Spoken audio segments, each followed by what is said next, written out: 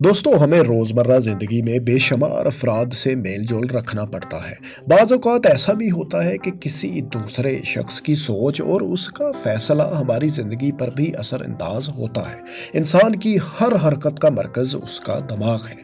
یعنی انسان کا دماغ اس کے جسم کا وہ حصہ ہے جو اس کے چلنے پھرنے، بولنے، اس کے خیالات اور پورے جسم کو کنٹرول کرتا ہے۔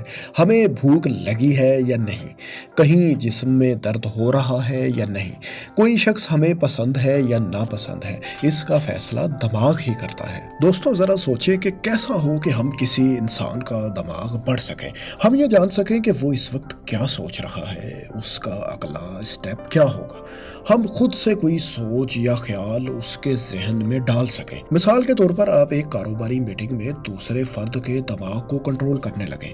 کیا کسی کے دماغ کو اس طرح سے پڑھ لینا اور کنٹرول کرنا ممکن ہے؟ کیا ہم اپنی سوچ کسی اور کے دماغ میں منتقل کر سکتے ہیں؟ آئیے جانتے ہیں۔ آسان ترین الفاظ میں کسی دوسرے شخص کے ذہن میں کیا چل رہا ہے اس کو جان لینا یا اس کے خیالات کو پڑھ لینا، حالانکہ اس نے ان خیالات کا اظہار آپ سے نہیں کیا، مائنڈ ریڈنگ کہلاتا ہے۔ سب سے پہلے مائنڈ ریڈنگ کے ایسے طریقوں کے بارے میں جان لیتے ہیں جس کے لیے آپ کو زیادہ سیکھنا نہیں پڑتا، اس کے لیے آپ کو بس تھوڑا سا فوکس رہنا پڑتا ہے۔ سائیکالوجی کے مطابق اگر آپ کسی سے اس کے متعلق باتیں اگلوانا چاہیں تو آپ اس کے ویک پوائنٹس کا ذکر شروع کر دیں، یعنی ہمدردی کا اظہار کرتے ہوئے ایسی باتیں شروع کر دیں جو اسے دکھ اور تکلیف دیتی ہوں۔ یہ کوئی بھی بچپن کا واقعہ ہو سکتا ہے یا کوئی فوبیا یا کوئی انسیکیورٹی۔ جب آپ ان باتوں کا ذکر کریں گے تو عین ممکن ہے کہ وہ اس بارے میں آپ سے کھل کر بات چیت شروع کر دیں اور اپنا دکھڑا آپ سے بیان کرنا شروع کر دیں۔ اب یہ آپ پر منحصر ہے کہ آپ گفتگو کا رخ جس بھی جانب چاہیں موڑ سکیں، خود کم بولیں اور اس دوسرے فرد کو زیادہ بولنے کا موقع دیں۔ اسی طرح اگر آپ یہ جاننا چاہتے ہیں کہ ایک خاص وقت میں ایک انسان کیا سوچ رہا ہے تو اس مقصد کے لیے آپ کو خود کو اس شخص کی پوزیشن اور سچویشن میں رکھ کر سوچنا ہوگا۔ یعنی آپ یہ سوچیں گے کہ اگر آپ اس پوزیشن میں ہوتے تو آپ کیا کرتے۔ عین ممکن ہے کہ آپ بھی وہی کرنے کا سوچیں جو وہ دوسرا شخص سوچ رہا ہے۔ دوستو باڈی لینگویج میں بھی بہت سے راز چھپے ہوتے ہیں۔ کسی کے دماغ میں کیا چل رہا ہے اس بات کا عکس اس کے رویے، برتاؤ، بات کرنے کے اسٹائل اور حرکات میں دکھائی دیتا ہے، لیکن اس کے لیے آپ کو بہت چوکنا رہنا ہوگا۔ عام طور پر یہ سمجھا جاتا ہے کہ اگر کوئی جھوٹ بول رہا ہو تو وہ آپ سے نظریں چرائے گا۔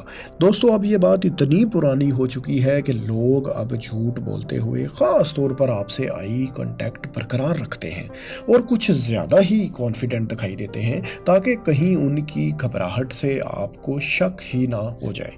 اگر کوئی آپ سے بات کرتے ہوئے اپنا رخ آپ کی طرف کر کے بیٹھا ہے تو اس کا مطلب ہے کہ وہ آپ سے واقعی بات چیت کرنا چاہ رہا ہے، جبکہ اس کے مقابلے میں اگر کوئی بات چیت کے دوران ادھر ادھر دیکھ رہا ہے اور اس کا پوسچر بھی آپ کی طرف نہیں تو یہ اس بات کی نشانی ہے کہ وہ آپ سے بات کرنا ہی نہیں چاہتا۔ اور اگر کوئی آپ کا دوست آپ سے نظریں چرا رہا ہے تو وہ بھی یقیناً آپ سے کوئی بات چھپا رہا ہے۔ اگر آپ کو ایسا لگ رہا ہے تو آپ اپنے اس دوست سے رینڈملی کچھ چیزوں کے بارے میں پوچھنا شروع کر دیں۔ ایسا کرنے سے اس شخص سے وہ بات زیادہ دیر تک چھپانا مشکل ہو جائے گا اور آخر وہ بتا ہی دے گا۔ دوستو یہ تو تھے ایسے طریقے جن کے لیے آپ کو زیادہ پریکٹس کرنے کی ضرورت نہیں اور نہ ہی کچھ زیادہ سیکھنا پڑتا ہے۔ آئیے اب ان ٹیکنیکس کا ذکر کرتے ہیں جن کے لیے باقاعدہ محنت درکار ہوتی ہے اور ان کو سیکھنا پڑتا ہے، لیکن اس سے آپ 100% تک کسی شخص کا دماغ پڑھ سکتے ہیں، بلکہ کوئی سوچ دماغ میں ڈال کر کسی حد تک ان کا مائنڈ کنٹرول بھی کر سکتے ہیں۔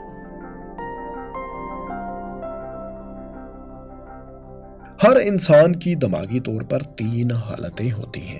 ایک کو ہم حالت شعور کہتے ہیں یعنی کانشیس، دوسری کو نیم حالت شعور یعنی سب کانشیس سٹیٹ، اور تیسری اسٹیٹ کو لاشعور یعنی انکانشیس اسٹیٹ کہتے ہیں۔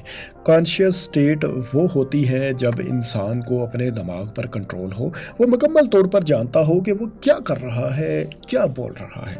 سب کانشیس اسٹیٹ وہ ہوتی ہے جب آپ کی میموریز سٹور ہوتی ہیں، جہاں آپ کی یادیں محفوظ ہوتی ہیں، جیسا کہ آپ کے اسکول کا پہلا دن، آپ کی پہلی جاب، یعنی ایسی باتیں جو آپ کو یاد رہ جائیں۔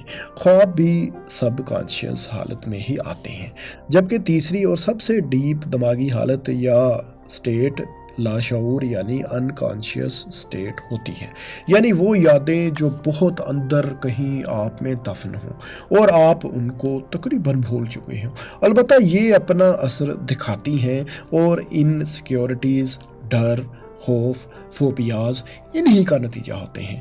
ہپناٹزم میں انسان کی اسی دماغی حالت تک رسائی ہمارا ٹارگٹ ہوتی ہے، یعنی ماہرین مختلف ٹیکنیک سے آپ کے انکانشیس یعنی لاشعور تک پہنچ جاتے ہیں اور آپ کو پتہ بھی نہیں چلتا کہ آپ کیا کچھ بول رہے ہیں یا کیا کر رہے ہیں۔ آپ اپنا سارا کنٹرول کھو دیتے ہیں اور ایک طرح سے آپ کسی ساحرانہ کیفیت میں چلے جاتے ہیں۔ کسی کو ہپناٹائز کرنے کا پہلا سٹیپ اس شخص کے بارے میں ابتدائی معلومات حاصل کرنا ہوتا ہے۔ ہپناٹزم میں ہر شخص کو اس کی خصوصیات کے مطابق مختلف گروپس میں تقسیم کیا جاتا ہے، جیسا کہ کچھ لوگ ارتھ ہوتے ہیں، کچھ فائر، کچھ ایئر اور کچھ واٹر۔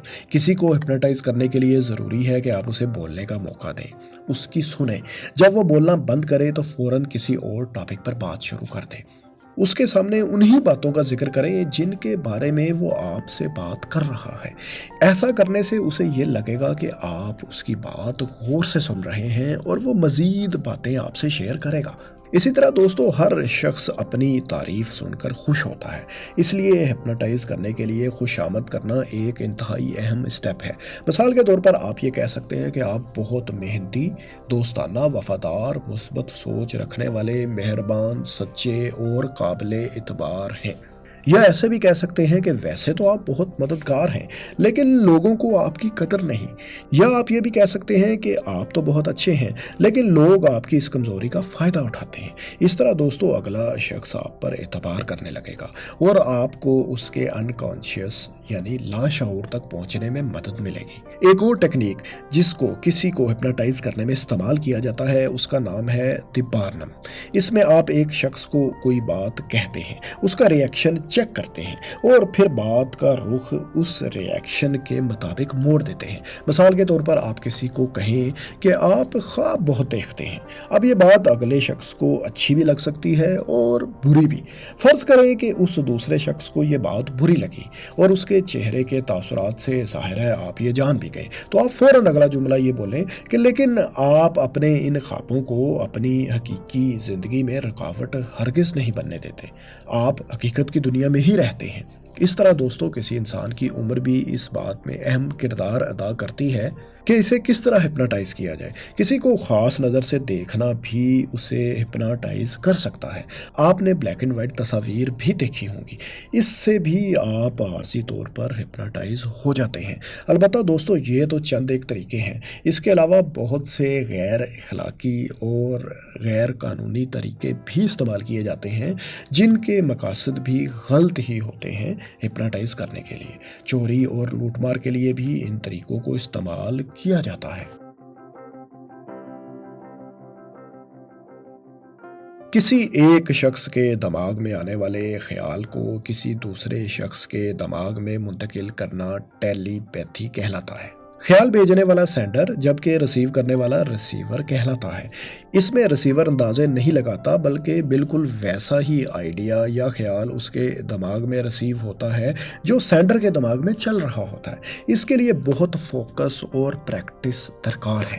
اس بارے میں سائنسی رائے یہ ہے کہ یہ صلاحیت جانوروں میں نسبتاً زیادہ پائی جاتی ہے۔ مثال کے طور پر آپ کا پالتو جانور انسانوں کی زبان تو نہیں سمجھتا لیکن اس کے باوجود وہ آپ کے اشارے آپ کی باتیں سمجھ لیتا ہے اور بولے بغیر آپ کو اپنی بات بھی سمجھاتا ہے۔ اسے ٹیلی پیتھک کمیونیکیشن کہتے ہیں، جبکہ سائنسی طور پر انسانوں کے مابین ٹیلی پیتھی کے متعلق مختلف آراء موجود ہیں۔ بعض سائنٹسٹ تو اسے سراسر تسلیم ہی نہیں کرتے، البتہ کچھ کے نزدیک ٹیلی پیتھی ممکن بھی ہے۔ دوستو، ٹیلی پیتھی کا کنسیپٹ بہت پرانا ہے۔ اس کی تاریخ قدیم یونان اور مصر سے جا ملتی ہے۔ ان لوگوں کا خیال تھا کہ کوئی ایسی طاقت موجود ہوتی ہے جو نیند میں خوابوں کے ذریعے پیغامات کو ایک شخص سے دوسرے میں منتقل کرتی ہے۔ لفظ ٹیلی پیتھی کا استعمال پہلی بار 19ویں صدی میں ایک برطانوی ریسرچر نے کیا تھا۔ ٹیلی کا لفظ فاصلے اور پیتھی کا لفظ جذبات یا خیالات کے لیے ہے۔ آج بھی بہت سے لوگ یوٹیوب وغیرہ پر بھی یہ دعویٰ کرتے نظر آتے ہیں کہ وہ ٹیلی پیتھی کے ایکسپرٹ ہیں، جیسا کہ آپ نے ٹیلی ویژن یا انٹرنیٹ پر ٹیلنٹ ہنٹ پروگرامز میں بھی اکثر لوگوں کو کارڈ گیس کرتے ہوئے دیکھا ہوگا۔ یعنی یہ لوگ کسی دوسرے کو کوئی ایک کارڈ چوز کرنے کا کہتے ہیں اور پھر خود بتاتے ہیں کہ اس نے کون سا کارڈ چوز کیا ہے۔ ویسے تو دوستو زیادہ تر لوگ اس میں کوئی ٹرک ہی استعمال کرتے ہیں، لیکن ان کا دعویٰ یہی ہوتا ہے کہ یہ انہوں نے ٹیلی پیتھی سے گیس کیا ہے۔ اسی طرح بعض جگہ آپ نے لوگوں کو یہ بھی گیس کرتے دیکھا ہوگا کہ کوئی شخص اس وقت کس لفظ کے بارے میں سوچ رہا ہے۔ البتہ یہ بھی ٹیلی پیتھی کے نام پر دھوکہ ہی ہوتا ہے۔ آج کل سائنسدان ٹیلی پیتھی کے حوالے سے مختلف تجربات بھی کر رہے ہیں، جن میں جدید ٹیکنالوجی کی مدد سے انسانوں کے لیے ٹیلی پیتھی کو ممکن بنانے کی کوشش کی جا رہی ہے۔ اس میں ہوگا کچھ یوں کہ ایک شخص کے دماغ سے کسی خاص آئیڈیا یا خیال کا الیکٹرک سگنل کسی بیرونی ڈیوائس کی مدد سے کسی دوسرے شخص کے دماغ میں پہنچایا جائے گا۔ ایسا ممکن ہوگا یا نہیں، اس کے لیے ابھی ہمیں انتظار کرنا ہوگا۔